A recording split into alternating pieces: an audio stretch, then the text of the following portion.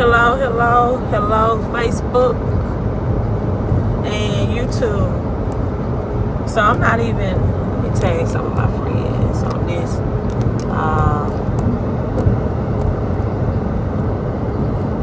Okay, just tagging some people on this because I'm not even used to doing my live from this side of the car. But my pastor made a comment the other day that most people are not even aware that we are facing a recession or economy crash, or we're headed towards recession, right? It's estimated that it will be the biggest recession economically since the Great Depression in 1939, 1940s, and even a bigger economy crash than 2008, right? Than what we experienced in 2008. So I have some notes. I just had a sheet of paper in my car. So just taking some notes and just making some people aware, getting some financial awareness and some financial education and awareness at the same time. So if you're coming in, make sure you hit like and hit share. Share this on your timeline. If you're watching on YouTube, make sure you hit the thumbs up, and on Facebook, hit the like button, and then if you're watching on YouTube, hit the bell notification button and show some digital love, right? Show some digital love. So I think this is by far one of the most important financial awareness videos that I will have made, all the videos I've made, right? And so let's talk about this while we're headed to a bigger financial economy collapse now more than ever, going into 2019, where we hear from Congress or we hear from our president that the economy is doing great, right? That stock prices are high. But what a lot of people, if you're not tuning to CNN or Fox News, or even YouTube, or if you do your own research, don't know, excuse me, is that during 2008, the government pushed in $7.87 billion, right? $7.87 billion to get us out of that economy crash. It was called the American Recovery and Reinvestment Act, the ARRA. And so, for example, there were $2,500 of college tax credit that was awarded to us. Come on in, hit like and hit share, show some digital love. It was $8,000 for first-time home buyers because the housing market had crashed, meaning that a lot of people on their loans, on their home loans, they were qualified for 100% more of the value of the house that they purchased or were purchasing. And so banks allowed people to take out loans 100% more than the value. And so when we got into this economic situation, right, or the bubble bust, then we had people who couldn't sell their house for a profit. And then they was on adjustable rate mortgage, and they couldn't afford to sell. They couldn't afford the mortgage, and they couldn't afford to sell their home for a profit, right? And so this was in 2008. So what the Obama administration did was they created the ARRA Act, and they bailed out a lot of banks through the TARP Act, in which they put money into the mortgage lenders so that banks could stay afloat. They gave a lot of college tax credit, $8,000 to first-time home buyers, but that money is not available now. It's not available now.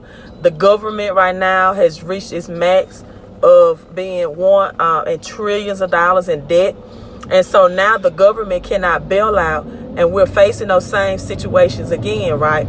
So let's talk about just up to this day of March of 2019, the stores that have closed, that many people may not know a lot about. Payless has closed all of their 2,100 stores. Payless shoe stores have closed all of their 2,100 stores. Kohl's, Macy's, Nordstrom, Sears. We already know about Sears and Toys R Us closing. are closing all of their stores. Tesla, the Tesla cars, the vehicle, right? They're closing all physical sales locations, right?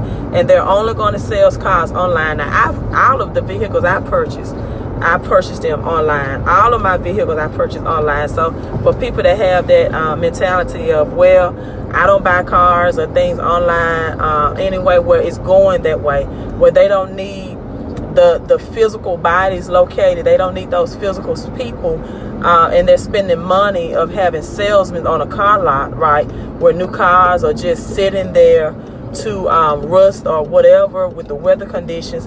But they're going now to housing cars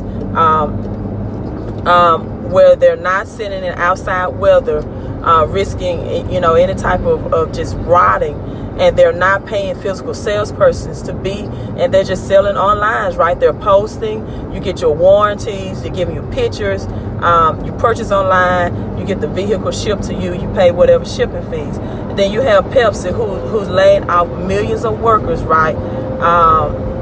And then U.S. factory, core factory orders are down in U.S. factories. You hear a lot of people, factory workers, especially if they work in the steel industry, saying that they're not getting as many orders because of the Trump and the tariff acts with the steel industry. And then you also have your loans down with agriculture and farmers, right? Their loans are down because farmers are not able to pay back those loans, and because their agriculture sales is not as high, they're going to is it Australia or Brazil, one of those countries now, to get discounted prices on their farming products, and they're not buying these products from America anymore, right? Because of the tariff act by Donald Trump, by President Trump. And so they're going to other countries and getting their agriculture now.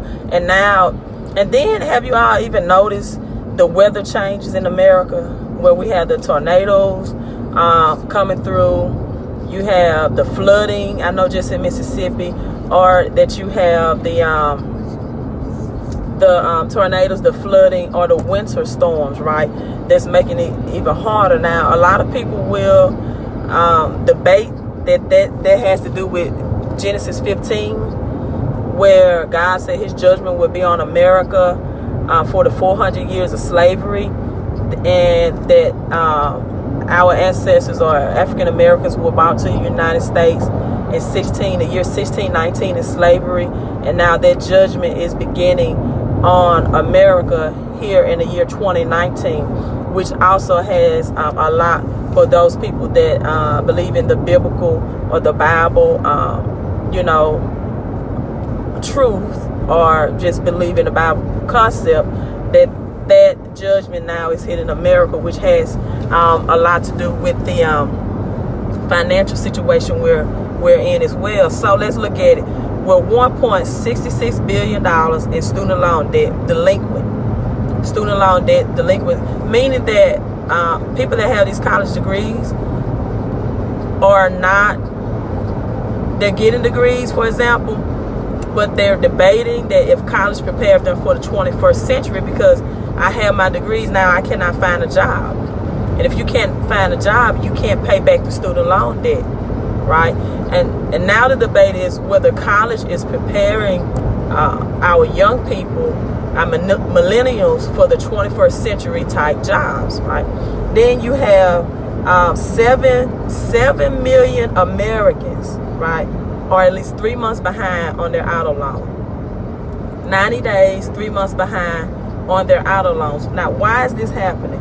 Well, you know that GM, one of the top 3 auto producers in America. We have GM, we have Ford, and we have Chrysler. GM just laid off how many workers? I want to make sure. Retail stores are closing, but I forgot how many. I think about 4,500 workers were laid off from GM. Now, you know, back in 2008, again, the government bailed out GM, Chrysler, and Ford, and it pumped millions and billions of dollars. All of them claimed bankruptcy. Now 2019, GM, okay, college is a waste of money unless you need a specific degree. College teaches you need to get a job. If I can't read the rest. Okay, I can't read the rest of it, but that's what Greg said. Well, Greg, you know, I teach in the public school system, so I think there are some good things about college. But if you're going there and you are uncertain about if your degree or whatever you're going will prepare you for the 21st century, and you take out student loans and you take out thousands and thousands of dollars to pursue these degrees that's not applicable for 2019, it will not get you a job, then yes, you'll find yourself in a downsize of economic situation. You know, it's always questionable about why don't they teach financial education, real financial education and strategies in school. Why aren't they teaching entrepreneurship and creativity a part of the curriculum, right? And I would love for that to come into the public education sector as well, to really prepare our students, to really teach them how not that they're like simple things of this topic is more than one source of income. Most people think the only way to make money is to get a job, right? And so when they go into college, they need to understand that there's more sources of income, more ways to make money than to have a job. And especially with this technology era, entrepreneurship era, and how to use things that they're creative and passionate about, you know. And so those are one thing, or a couple of things that I wish that our young adults, and what I'm planning on doing is to one day have an academy open so I can teach these topics to these young people at an early age of how there are different ways to earn money. There's non-employment income, it's passive income, it's residual income, to teach them the different multiple streams of income and how to tap in that. So Greg, that's a great comment. Thank you for coming in. So back to the auto industry, where you have 7 million Americans, or at least 3 months behind on their car payment or their vehicle payments, right? And why is this so? Because Ford, GM, and Chrysler began to offer 0% interest rate beginning in 2008, and the government bailed them out. They all filed bankruptcy. GM now have just closed 4,500 stores here in Mississippi. I've just found out like a local Nissan plant is laid off, I think, about 1,200 people alone. And so then you have to deal with why is credit, right? Why would someone need credit in this situation? Why do you even care about your credit? If you're going to be in a situation where you can't pay, then we have Uber, right? Uber coming around, and where people are just not buying new vehicles, right? They say, hey, I'm just going to fix up and patch up my used vehicle. I don't want a car note. I don't want a vehicle note. And then let's go back here. I'm going out different areas. But did you know just in January of this year, home sales, right, in January have dropped 8.5%. Home sales has dropped 8.5%. That's the worst percentage since May of 2011. The worst since May of 2011. In Southern California alone, home sales are down 17%, right? And so, like I said about the GM layoff, the Pepsi layoff, Payless is closing, Tesla is closing, Kohl's, Macy's, Nordstrom stores are closing, the U.S. factory orders are down, Michael's retail store, they're closing up to 36 stores. Michael's retails are closing 36 stores. Things Remembered closing 400 stores. Things Remembered it's like those the new retail store that came along, and you can get personalized gifts and make them personalized. With they're closing 400 stores. So all of these retail stores are closing. You got JCPenney. JCPenney is closing 24 stores, right? Victoria's Secret is closing 53 stores. Gap is closing, 230 stores. So Gap also includes Old Navy, the Old Navy brand, right? And so, and they're closing 230 stores. And then I said farm loans delinquencies, right, are declining. So they're declining at 4.6 billion because our farmers are not getting those because of the tariff act with President Donald Trump. They're buying produce, agriculture from other countries now, just like they're buying steel from other countries, right? And so now, the question now is, will banks still lend money, right? And will people even want money during a recession?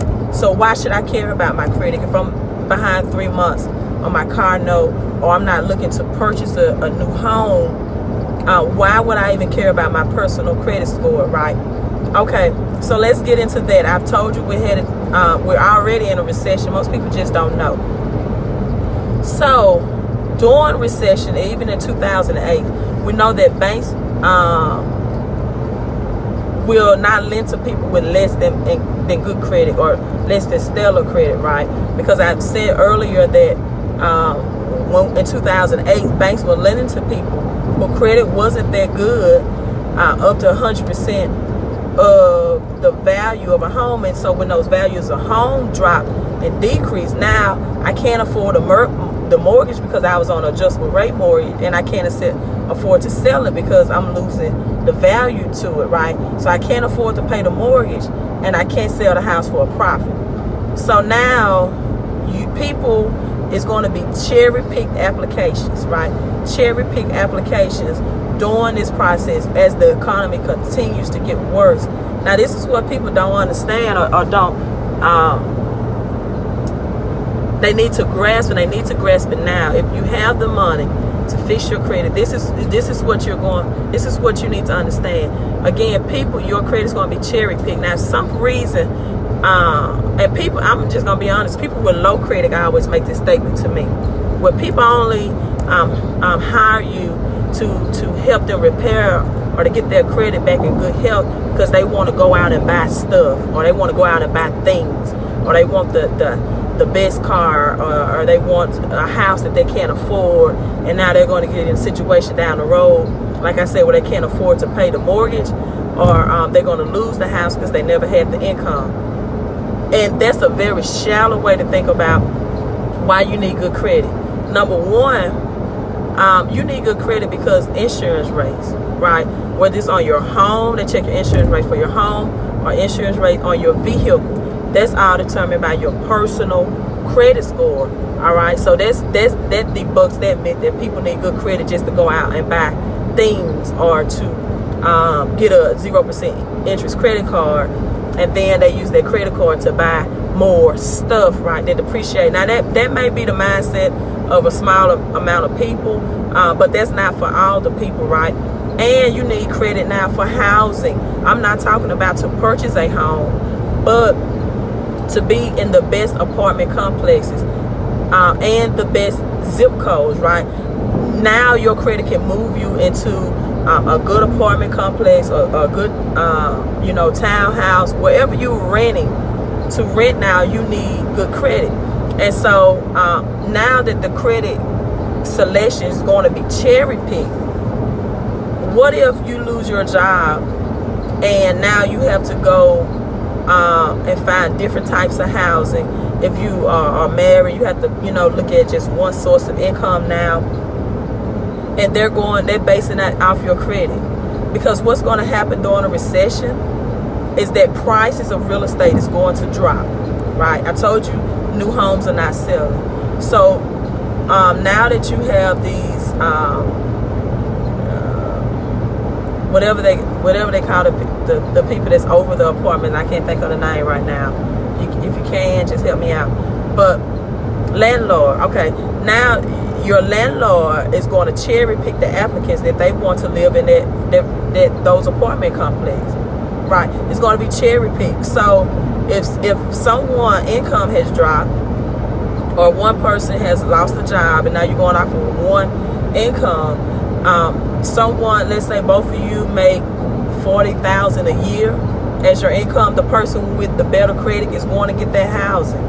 So if you lose your housing or you have to downsize because of the economy and you have bad credit, you won't be able in many situations to get the better home. Because let me tell you, when this economy drops, all of these federal benefits are going to decline and decrease as well, such as the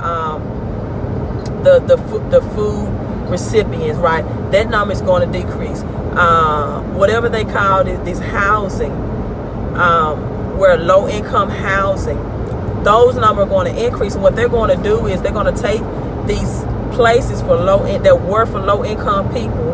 Investors are going to come in and buy them, upgrade them, build them up, right? Because they know that they're going to understand right now that everybody's competing to get into apartments or nice homes, and for the rent now they can almost, you know, adjust their rent to whatever they want to. So it's, instead of keeping their rent for low income, hello Lisa, hello, they're going to go in, do some renovations to those complex, and they're going to raise the higher rent, where they're trying to attract the people with the better credit scores, right? And then this is a great time if you are looking to be a business investor, to get capital. If you want to raise capital, if you want to invest in real estate opportunities during this collapse, right? When it'll be at the greatest rate that you want, the lowest rate you want it to be at for investors, now's a great time to get your personal credit so that you can qualify for your business credit. This won't totally wipe out loans and people lending, right? The selection of people with good credit just going to be narrowly focused, because you're going to have a lot of people during this time that's going to have to deal with maybe bankruptcy filing, losing their homes. They're going to let these new vehicles go back. I can't afford to pay them. I call an Uber driver, whatever the situation may be. And now these people's credit is going to plummet. And now it would be the right time if you want to get a better lifestyle. If you're one of the people or some of the people who's going to keep their jobs, right? Who's going, and now you can get some of the better lifestyle for a lower rate. And so there are fewer qualified borrowers during recession, right? But the loans are larger, right? So you have fewer qualified borrowers, but the loans are lower. So what happens is, during the recession, the government now is in debt. They know they have to stop printing currency or paper dollar, right? And so what they're going to do now is make loans more expensive, reducing the customer's demand to slow the economic rate. So they're going to make loans more expensive, but you have good credit. This is the great time for you to prosper during this time, because hey, if I can qualify for a loan, right, and I can invest not in a new home, right, it may be a blessing that I can get into a new townhouse and apartment with my credit rating, but I can also reduce my insurance on the car that I'm driving. I can reduce the insurance on the house that I still have. Now I can take advantage of these loans that's going to be to a few amount of people, and I can take this money, they still are lending, and I can now invest in assets, right? Or I can improve my credit score right now to keep what I have, to keep it fixed in and locked in, you know, at a lower interest rate, because something happened to you as far as your economic status goes. Income and calling. So if something happens to you as far as your economic status goes, your credit is able to keep you, even if you have to shift jobs or change jobs for whatever reason. And then if you have to change jobs or relocate, now you have a credit score where you can go to a new state, go to a new place, and get quality living and quality apartment living. So hey, I'm telling you, if you have that money now, you need to invest to get your credit, because the economy is not on a trend to get better. It's on a trend to actually get worse. So if you want to make moves now, this is the time. Banks are still lending at zero. I don't know if it's going to happen in 2020 or, you know, by the end of 2019, but banks are lending now at 0% interest rate. They're preparing for what's going to happen in the upcoming months. And you need to prepare as well. So if you want to learn the cash flow strategy, I call my W4 wealth strategies. Did you know that if you make under $72,000 a year, for example, you have a child or children, that you're allowed up to at least 4 exemptions on your child care tax credit, and that for a low $49.99 investment fee, or investment, whatever you want to call it. I teach you the W4 wealth strategy, and you can get up to $200 to $600 more, right, out of your paycheck. What are you waiting for? You already seen the decreases. Thank you so much. Thank you so much. You've already seen the decreases of your tax return in thousands. That's one of the greatest signs that we're headed to an economy, because during the Obama administration, what they did was offer more tax credit, right? Those are gone. Those days are gone. And I tell people all the time, when you don't have money, the only thing that you can rely upon is that 3-digit number, is your credit. What's going to happen, for example, if you have had a 600 credit score for years and you've been locked into paying, I'll just say a very low price, $900 into a 2-bedroom apartment for years. And then during this economy crash, they say, hey, we're raising the rent $200-300, right? And this person that has a 680 credit score, we prefer for them to have this apartment because they can afford the $200 rent than you. And now you have to go look for housing, and there may be housing out here that's foreclosed, right? And you still have your job, and it's foreclosed, but your credit score, because it's going to be cherry picked, it's going to be few qualified people, will not even allow you to take advantage of those opportunities. It won't even allow you to take advantage of, you know, maybe new vehicles that's dropping thousands of dollars because they're moving their businesses to overseas now, or to other countries, because it's cheaper labor. Thank you so much. Thank you so much, Miss Williams. The labor is cheaper, so hey, I'm just going to shift and move my company over here. You still can buy vehicles. We offer them online, or you know, we might offer smaller car lots. But new car sales are not. What if your credit is not in position to take advantage of what's happening in the economy, right? So hey, that's just I'm probably been on here longer than what I wanted to, but make sure you hit like and hit share. While I had the time and I was riding, I wanted to share the information with you. Thanks for tuning in. Get your credit fixed today. Oh, one more point I want to make. Be very careful, people, especially on Facebook, that's telling you for however amount of dollars I can get you a 720, 750 credit score, get you in this. Start, you know, examining that person. How much knowledge have they shared with you about credit, about debt collectors, about collection? Are they knowledgeable, or are they marketers, or they're salespeople, right? You know, how many people credit have they personally fixed? I'm not talking about through an MLM network marketing company. How much do they know about the Fair Credit Reporting Act personally? How much do they personally know about credit? How much wisdom or advice have they personally given you about credit? Or are they just sharing posts and screenshots of 100 points increase? It's not hard to get points increase on your credit. All you got to do is pay down your credit card debt if you have the extra money. But you still can have a very low credit score and have a 50-point increase, right? So just see how knowledgeable they are. What do they share with you that they really know? Because as I always tell people, credit repair, it is a very tedious game, right? It is not something they're going to let you free of bad credit. They make trillions and billions of dollars off of your bad credit. They sell your information to subprime lenders who give you a vehicle at 25% interest rate, 20% interest rate. They sell their information to them. The people that they're selling it to pay them. So do you think it's just easy as sending these pre-written template letters and all of your negative? No, it's not that easy. Some of them can't even tell you what items you need to ask for verification for and which ones you need to leave alone. Because I tell people, you get these little template letters and you start writing in, verify this account, verify this account.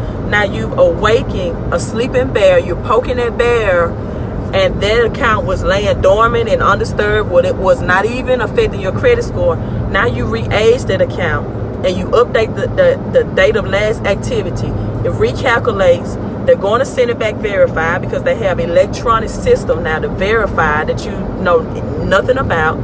eOscar, electronic verification, verifying it by your old addresses, you know, on your credit report.